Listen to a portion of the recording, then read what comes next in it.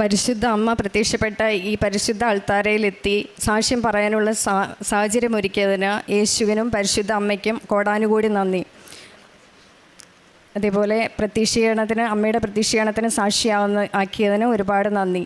തുടർന്നും ഉടമ്പടി ജീവിതത്തിൽ തന്നെ തുടരുമെന്ന് ഞാൻ അമ്മയ്ക്ക് വാക്ക് തരുന്നു. എൻ്റെ പേര് തുഷാര നായർ. ഞാൻ കോട്ടയത്തു നിന്ന് വരുന്നു. ഇതെൻ്റെ മോനും അമ്മയും ബ്രദറിൻ്റെ വൈഫും കുഞ്ഞുമാണ്. ഞാൻ ആദ്യമായിട്ട് കൃപാസനത്തെപ്പറ്റി അറിയുന്നത് 2019 എൻ്റെ ഒരു ഫ്രണ്ട് വഴിയാണ്. സോ അന്നൊന്നും ഞാനത് അത്ര വാല്യൂ കൊടുത്തിരുന്നില്ല. അങ്ങനെ പലതവണ കൃപാസനം പത്രം എൻ്റെ കൈകളിലും എത്തി. ഞാനത് എവിടെയൊക്കെയോ അലക്ഷ്യമായിട്ട് വലിച്ചെറിഞ്ഞു. പിന്നീട് ഞാൻ വിദേശത്ത് ജോലിക്കായി എത്തി. അവിടെ നിന്ന് വീണ്ടും എൻ്റെ ഒരു സുഹൃത്ത് വഴി കൃപാസനത്തെപ്പറ്റി എന്നെ അമ്മയെ അറിയിച്ചു. അപ്പോൾ എനിക്ക് മനസ്സിലായി അമ്മയുടെ ഒരു ഉൾവിളിയുണ്ട്, ഞാൻ ഇവിടെ എത്തണമെന്നുള്ളൊരു കാര്യം മനസ്സിലായി. അങ്ങനെ 2025 ഒക്ടോബർ 2023 ഞാൻ ഉടമ്പടി എടുക്കുന്നത്. അങ്ങനെ ഉടമ്പടിയിൽ ഞാൻ ആദ്യം നിയോഗമായിട്ട് വെച്ചത് എൻ്റെ സഹോദരന് ഒരു ആരോഗ്യമുള്ള ഒരു കുഞ്ഞിനെ കൊടുക്കണമെന്നായിരുന്നു. അങ്ങനെ അമ്മയുടെ അനുഗ്രഹത്താൽ അടുത്ത മാസം തന്നെ വൈഫ് പ്രഗ്നൻ്റ് ആവുകയും അതേപോലെ തന്നെ PCODയുടെ ഇഷ്യൂ ഉണ്ടായിരുന്നു. സോ പ്രഗ്നൻസി കോംപ്ലിക്കേറ്റഡ് ആണ് എന്നുള്ള ഡോക്ടർ ഇൻഫോം ചെയ്തിരുന്നു. സോ അങ്ങനെ ഉടമ്പടി എടുത്ത് ഒരു മാസം ആയപ്പോഴേക്കും വൈഫ് പ്രഗ്നൻ്റ് ആയി. ആരോഗ്യമുള്ള ഒരു കുഞ്ഞിനെ തന്നെ അമ്മ നൽകി അനുഗ്രഹിച്ചു. അതിന് ഞാൻ അമ്മയോട് നന്ദി അറിയിക്കുന്നു.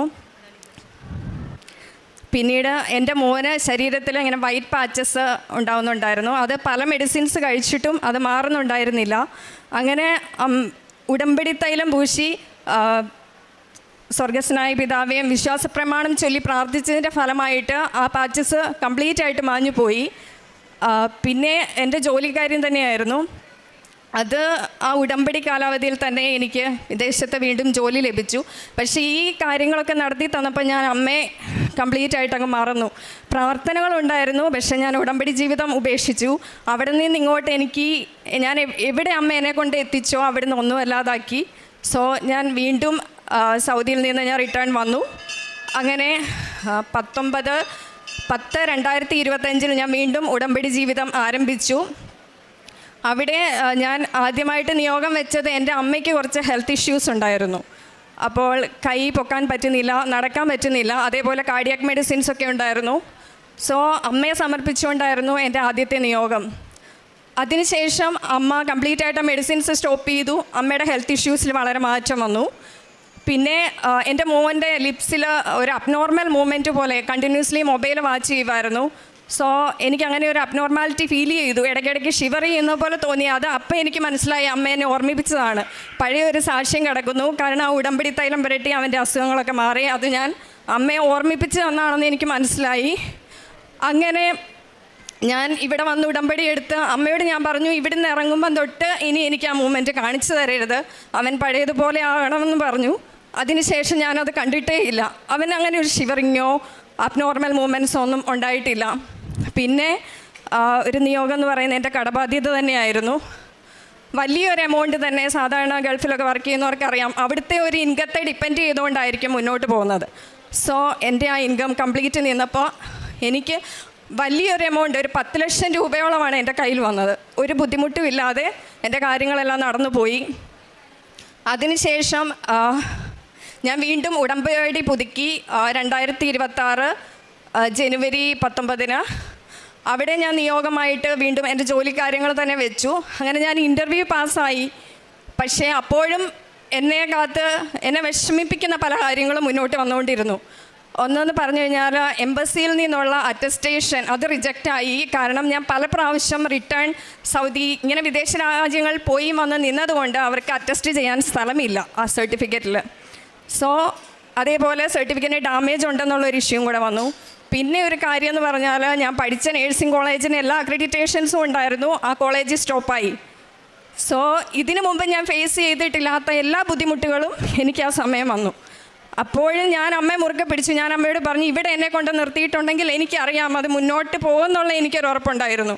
സോ അങ്ങനെ ഇവർക്ക് ഏജൻസിക്കാർക്ക് ഒരു കാര്യങ്ങളും പ്രോസസ്സ് ചെയ്യാൻ പറ്റുന്നില്ല. ഞാൻ അവരോട് സർട്ടിഫിക്കറ്റ് റിട്ടേൺ ചോദിച്ചിട്ട് അവർ തരുന്നുമില്ല. സോ നമുക്ക് റെക്കമെൻഡ് ചെയ്യാൻ ആരുമില്ല. എനിക്കങ്ങനെ രാഷ്ട്രീയക്കാരോ അങ്ങനെ പിടിപാടുള്ള ആരെയും അറിയില്ല. സോ എൻ്റെ മനസ്സിൽ തോന്നിയൊരു കാര്യമാണ് ഗൂഗിളിൽ അങ്ങ് സെർച്ച് ചെയ്യുക. സോ ഞാൻ നമ്പർ സെർച്ച് ചെയ്തു. ആദ്യം ഒരു ലേഡിയുടെ നമ്പർ കിട്ടി, അവർ വേറെ ആളെ കണക്ട് ചെയ്ത് തന്നു. അങ്ങനെ അദ്ദേഹം ഈ ഏജൻസിയെ കോൺടാക്ട് ചെയ്യുകയാണ്. അദ്ദേഹം അവരോട് പറയുന്നു 5 ഡേയ്സിനുള്ളിൽ ഈ സർട്ടിഫിക്കറ്റ് റിട്ടേൺ കിട്ടണം, അല്ലെങ്കിൽ ഞാൻ എൻ്റേതായ രീതിയിലൂടെ നീങ്ങും. സോ ഇവർ 3 ഡേയ്സിനുള്ളിൽ എനിക്ക് സർട്ടിഫിക്കറ്റ് റിട്ടേൺ ചെയ്തു. അപ്പോഴും എനിക്ക് ഈ കിട്ടിയിരുന്ന ജോലി എന്ന് പറഞ്ഞാൽ, ഞാൻ പാസ്സായിരുന്ന ഹോസ്പിറ്റലിൽ, ഇൻ്റർവ്യൂ പാസ്സായ ഹോസ്പിറ്റൽ എന്ന് പറഞ്ഞാൽ എൻ്റെ ലക്ഷ്യത്തിലുള്ള ഒരു സ്ഥാപനമായിരുന്നില്ല. മീൻസ് ഞാൻ വർക്ക് ചെയ്ത എല്ലാ ഹോസ്പിറ്റൽസും അക്രഡിറ്റഡ് ആയിരുന്നു. സോ ഇത് ഞാൻ പ്രതീക്ഷിച്ചതിൽ സാലറി കിട്ടിയെങ്കിലും ഞാൻ എയിം ചെയ്ത ഒരു ഹോസ്പിറ്റലായിരുന്നില്ല. സോ എനിക്കപ്പം അവിടെ മനസ്സിലായി, അമ്മ വേറെ എന്തോ ഒരു വഴി ഒരുക്കിയിട്ടുണ്ട്. അമ്മയായിട്ടുണ്ടാക്കിയ റീസൺസ് ആയിരുന്നു ഈ റിജക്ഷൻസ് എല്ലാം. സോ ഞാൻ അങ്ങനെ 26-ാം തീയതി വന്ന് ജോസഫ് അച്ഛനെ കണ്ടു, എൻ്റെ ഡോക്യുമെൻറ്റ്സ് എല്ലാം ബ്ലെസ് ചെയ്തു. അങ്ങനെ എനിക്കൊരു 7 സ്റ്റാർ ഹോസ്പിറ്റലിൽ നിന്ന് ഒരു ഇൻ്റർവ്യൂ വരുവാണ്. അപ്പോൾ ഏജൻസി പറഞ്ഞു, നമ്മൾ നല്ല മേക്കപ്പ് ഒക്കെ ചെയ്ത് നല്ല സെറ്റായിട്ടിരിക്കണം, എന്നാലേ ഉള്ളൂ അവർ സെലക്ട് ചെയ്യത്തുള്ളൂ. എന്നെ സംബന്ധിച്ച് ഞാൻ ഒരു മേക്കപ്പും ചെയ്തില്ല. ഞാൻ തൈലം പൂശി പ്രാർത്ഥിച്ചു. അതേപോലെ ജോസഫ് അച്ഛൻ തന്ന ആ ഒരു കാശുരൂപവും, ഉടമ്പടി കാശുരൂപവും എൻ്റെ കയ്യിലുണ്ടായിരുന്നു. എനിക്ക് എല്ലാ ഡിപ്പാർട്ട്മെൻറ്റ്സിലും എക്സ്പീരിയൻസ് ഉള്ളത് കൊണ്ട് തന്നെ ഇവർ തുടരെ എല്ലാ ഡിപ്പാർട്ട്മെൻറ്റ്സിൽ നിന്നും ചോദ്യം ചോദിച്ചുകൊണ്ടേയിരുന്നു. പക്ഷേ ഇവർ ചോദിക്കുമ്പോഴെല്ലാം എനിക്ക് അവരുടെ ആ ഫേഷ്യൽ എക്സ്പ്രഷനിൽ നിന്ന് എനിക്ക് മനസ്സിലായത് ഇവർ സാറ്റിസ്ഫൈഡ് ആണ് ഞാൻ പറയുന്ന ഈ ആൻസറിൽ. അങ്ങനെ വന്നപ്പം ഒരു ക്വസ്റ്റ്യൻ ചോദിച്ചു, അത് ഒരു വെൻറ്റിലേറ്റർ റിലേറ്റഡ് ആയിരുന്നു. ഞാൻ പറയാൻ സാധ്യതയുള്ള ഒരു ആൻസർ ആയിരുന്നില്ല. അപ്പം എൻ്റെ ചെവിയിലിരുന്ന് അമ്മ പറഞ്ഞു, നീ ഇങ്ങനെ പറയാന്ന് പറഞ്ഞ് ABG എന്നുള്ള ഒരൊറ്റ ആൻസറായിരുന്നു അത് കേട്ടപ്പം അവർ വളരെ ഹാപ്പിയായി. സോ എനിക്ക് ആ ഇൻ്റർവ്യൂ പാസ്സാവുന്നുള്ള ഉറപ്പായി. പിന്നെ ഉള്ളതെന്ന് പറഞ്ഞാൽ, ഞാൻ ഈ കോളേജ് ക്ലോസായി. പിന്നെ ഈ വെരിഫിക്കേഷൻ, ഇപ്പോൾ ഈ 2025 തൊട്ട് QVP എന്ന് പറഞ്ഞുള്ളൊരു വെരിഫിക്കേഷനുണ്ട്. സോ ഈ കോളേജ് ക്ലോസ് ആകുമ്പോൾ അവിടെ നിന്ന് എങ്ങനെ വെരിഫൈ ചെയ്ത് കിട്ടും? അപ്പം ഞാൻ കോളേജിൽ തന്നെ അത് ക്ലോസ് ആയെങ്കിലും വേറെ കോളേജസ് ഓപ്പൺ ആയിരുന്നു. ഞാനങ്ങനെ ഗൂഗിൾ സെർച്ച് ചെയ്ത് അവരെ കോൺടാക്റ്റ് ചെയ്ത് അവരൊരു റിപ്ലൈയും തന്നില്ല. അങ്ങനെ ഇരിക്കുമ്പോൾ ഞാൻ ഇവരോട് പറഞ്ഞു, യൂണിവേഴ്സിറ്റിയിലേക്ക് വെരിഫിക്കേഷൻ അയച്ചാലോ? അപ്പോഴും അവർ പറഞ്ഞു, യൂണിവേഴ്സിറ്റിയിൽ നിന്ന് അയക്കണമെന്ന് അത് ആ വെരിഫിക്കേഷൻ ടീമാണ് തീരുമാനിക്കുന്നത്. സോ സാധാ കോളേജസിൽ നിന്നാണ് വെരിഫിക്കേഷൻ അവർക്ക് വേണ്ടത്. എനിക്കറിയില്ല, വിതിൻ ഡേയ്സിനുള്ളിൽ ആ കോളേജിൽ നിന്ന് എങ്ങനെയാണ് QVP റെഡിയായി എത്തിയെന്ന് എനിക്കറിയില്ല. അത് ഓക്കെ ആയി. പിന്നെ അടുത്ത കടമ്പ എന്ന് പറഞ്ഞാൽ, ഞാൻ ലാസ്റ്റ് ചെയ്ത ഹോസ്പിറ്റലിൽ നിന്നുള്ള വെരിഫിക്കേഷനായിരുന്നു. അപ്പം 22 ആണ് അതിൻ്റെ ലാസ്റ്റ് ഡേറ്റ്. അപ്പം അറബിക് രാജ്യങ്ങളിലൊക്കെ ഈദ് ഹോളിഡേയ്സ്. സോ ആ ടൈമിൽ അത് ഇഷ്യൂ ആക്കാൻ ആരുമില്ല. സോ ഞാൻ എൻ്റെ ഫ്രണ്ട്സിനെ കോൺടാക്റ്റ് ചെയ്തു, പലരെയും കോൺടാക്റ്റ് ചെയ്തു, ഒരു രക്ഷയില്ല.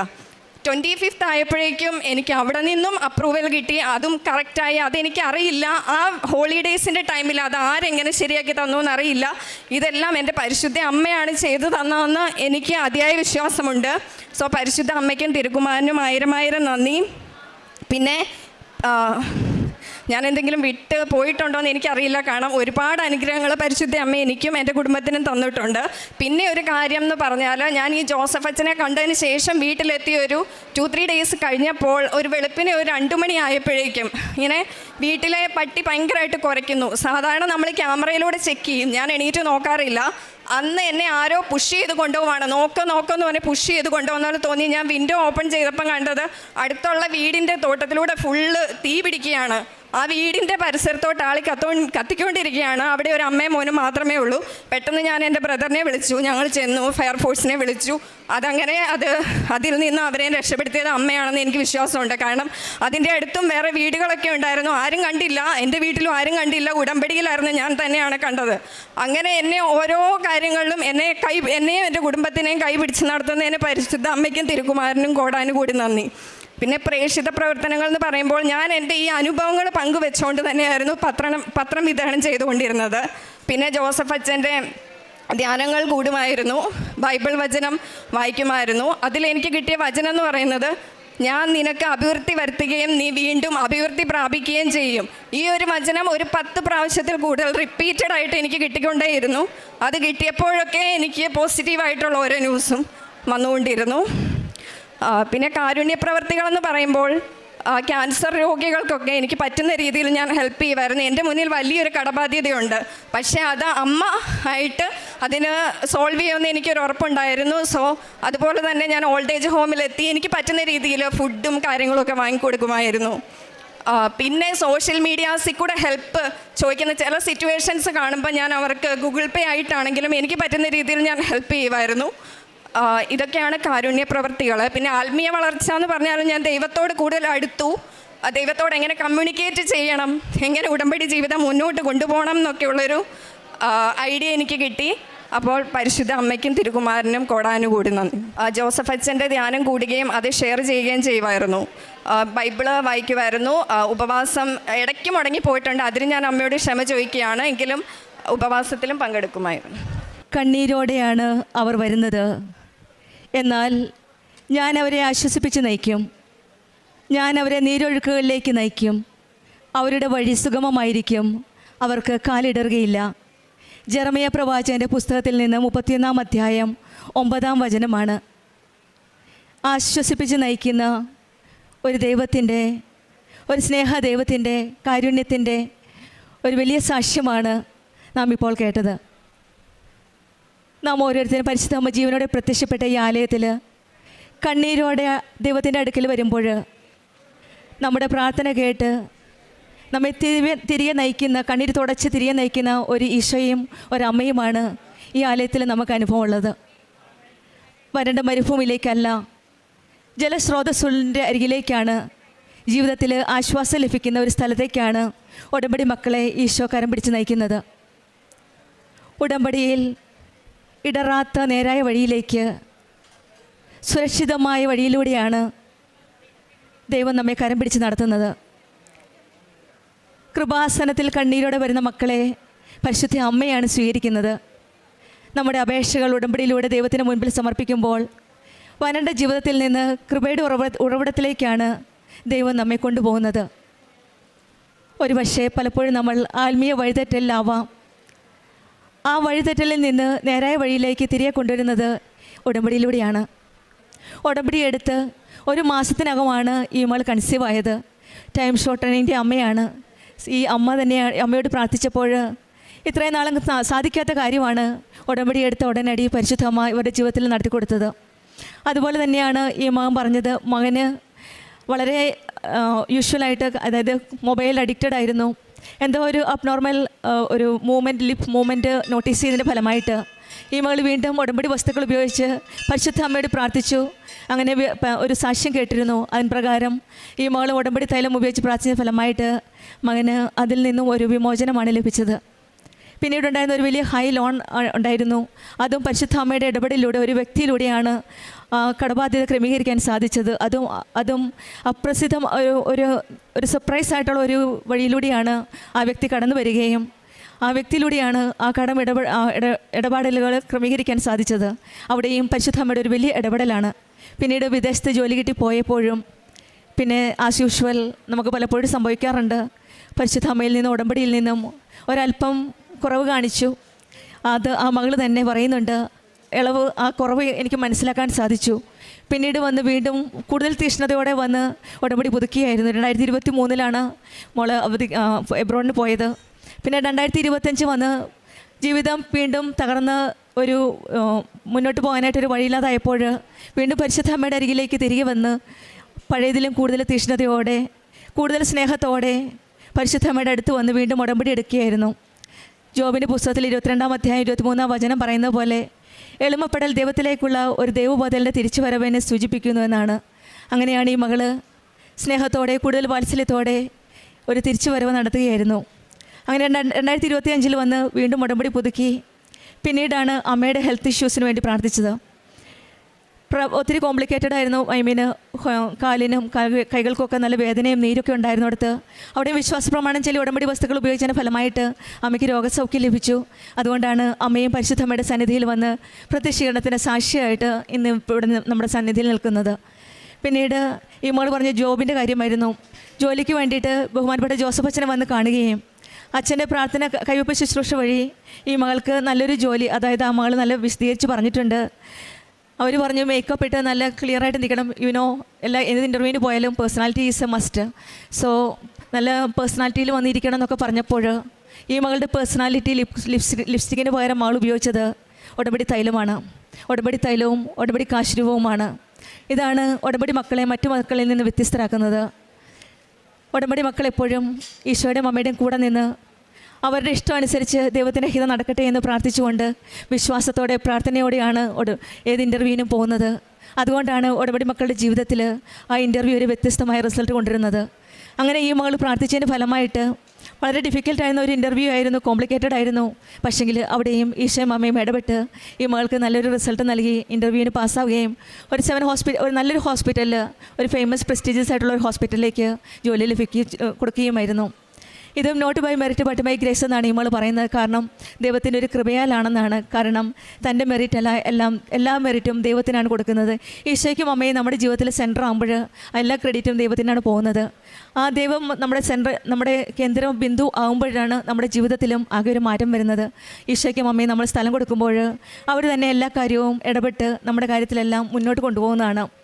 തന്നെയുമല്ല, ഉടമ്പടി മക്കളുടെ ജീവിതത്തിൽ അച്ഛൻ, നമ്മൾ മിക്ക കുട്ടികളും വന്ന് പ്രാർത്ഥിക്കാറുണ്ട്. ബഹുമാനപ്പെട്ട ജോസഫ് അച്ഛൻ്റെ കൈവപ്പ് ശുശ്രൂഷ നമുക്കറിയാം. അച്ഛന് ആത്മീയ ജീവിതത്തിൽ ഒരു വലിയ ആസ്തിയാണ് അച്ഛൻ ചൊല്ലിയ കൊന്തകൾ, അച്ഛൻ ചൊല്ലിയ പ്രാർത്ഥനകൾ, അച്ഛൻ ജീവിച്ച ത്യാഗപൂർണ്ണ ഭയങ്കരമായ ഒരു ജീവിതം. ആ ജീവിതത്തിലെ ആത്മീയ ആസ്തിയിലാണ് നമുക്കെല്ലാം ഓരോരുത്തരെ അനുഗ്രഹിക്കുന്നത്. ആ അനുഗ്രഹമാണ് നമ്മൾ ഓരോരുത്തരും പ്രാർത്ഥിച്ച് വിശ്വാസ പ്രമാണം ചൊല്ലി നമ്മൾ പ്രാർത്ഥിക്കുമ്പോൾ അച്ഛൻ നമ്മളോട് പറയാൻ സാധിക്കുന്നത്. അങ്ങനെ ഈ മകളോടും അച്ഛൻ പ്രാർത്ഥിച്ചു, മോളെ നീ രക്ഷപ്പെടുമെന്ന് പ്രാർത്ഥിച്ചു വിടുമ്പോഴും ദൈവത്തിൻ്റെ ഓരോ കരുതലാണിത്. കാരണം ഉടമ്പടി മക്കളുടെ ജീവിതത്തിൽ ദൈവം സംസാരിക്കുകയാണ്. ഒരു ദിവസം വീട്ടിൽ പെട്ടെന്നാണ് എഴുന്നേറ്റ് നോക്കിയപ്പോൾ അടുത്ത വീട്ടിൽ തീ കത്തുന്ന കണ്ടത്. അതും ഒരു ഉൾപ്രേരണയാണ് ഈ മകൾക്ക് കിട്ടിയത്. പെട്ടെന്ന് എഴുന്നേറ്റ് നോക്കിയപ്പോൾ അതൊരു വലിയ സംരക്ഷണമായിരുന്നു. ആ വീടിന് മാത്രമല്ല, ആ ചുറ്റിലുമുള്ള വീട്ടിലും ഇവർക്കൊരു സംരക്ഷണമാണ്.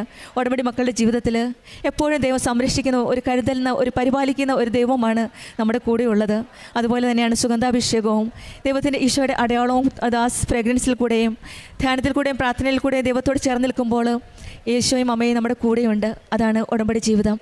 ഈശോയും അമ്മയും പുറപ്പാട് പുസ്തകത്തിൽ 33-ാം അധ്യായം 16-ാം വചനം പറയുന്നത് പോലെ, അങ്ങ് ഞങ്ങളോടൊത്ത് യാത്ര ചെയ്യുമെങ്കിൽ ഞാനും അങ്ങയുടെ ജനതയും ഭൂമുഖത്തുള്ള എല്ലാ ജനതകളിൽ നിന്ന് വ്യത്യസ്തരാകും.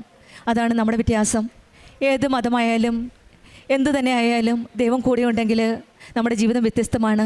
ദൈവമാണ് ഏറ്റെടുത്ത് നടത്തുന്ന ഓരോ കാര്യങ്ങളും. ദൈവത്തിന് പ്രശംസ ലഭിക്കാൻ തക്കവിധം പ്രവർത്തിക്കുന്നത് മാത്രമേ ഉള്ളൂ ദൈവം നമ്മിൽ നിന്ന് ആഗ്രഹിക്കുന്നത്. റോമക്കാർക്ക് എഴുതിയ ലേഖനം 2-ാം അധ്യായം 9-ാം വചനം. ദൈവത്തിൻ്റെ പ്രശംസ, അതായത് ദൈവത്തിൻ്റെ ഹിതമനുസരിച്ച് ദൈവത്തിൻ്റെ സ്വന്തമായിട്ട് ഉടമ്പടി വഴിയാണ് ദൈവം ഒരാളെ സ്വന്തമാക്കുന്നത്.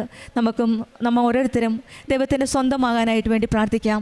നമ്മുടെ ജീവിതത്തിൽ എന്ത് ബുദ്ധിമുട്ടുകളും കഷ്ടതകളും വന്നാലും ഈ സന്നിധിയിൽ അമ്മ പ്രത്യക്ഷപ്പെട്ട ഈ ആലയത്തിൽ വന്ന് വരുമ്പോൾ സന്തോഷത്തോടെ മടങ്ങുകയാണ്. കാരണം അമ്മ മാതാവ് എല്ലാവരെയും ഈശോയിലേക്കാണ് നയിക്കുന്നത്. ദുഃഖത്തിൽ, ക്ലേശത്തിൽ കരഞ്ഞു പ്രാർത്ഥിക്കുമ്പോൾ ദൈവം നമ്മെ ഉപേക്ഷിക്കുകയില്ല. ആത്മീയമായ വളർച്ചയിൽ ദൈവകൃപയിലേക്കാണ് നമ്മെ ഓരോരുത്തരെയും നയിക്കുന്നത്. വഴിതെറ്റിയവരെ അമ്മയാണ് തിരികെ കൊണ്ടുവരുന്നത്. നമ്മുടെ കണ്ണീർ പ്രാർത്ഥനയായി ദൈവത്തിന് മുൻപിൽ മാറുമ്പോൾ അമ്മയെ അത് കൃപയാക്കി മാറ്റിക്കൊണ്ടിരിക്കും. ഈശോയ്ക്കും അമ്മയ്ക്കും ഇടയും ചേർന്ന് നിന്നുകൊണ്ട് നമ്മുടെ ഉടമ്പടി ജീവിതം മുന്നോട്ട് നയിക്കാം. തുഷാര നായറിനും കുടുംബത്തിന് ലഭിച്ച എല്ലാ അനുഗ്രഹങ്ങൾക്കും നമുക്ക് കരങ്ങളടിച്ച് ദൈവത്തെ മഹത്വപ്പെടുത്താം. യേശുവേ നന്ദി, യേശുവേ സ്തുതി, ആവേ മരിയ.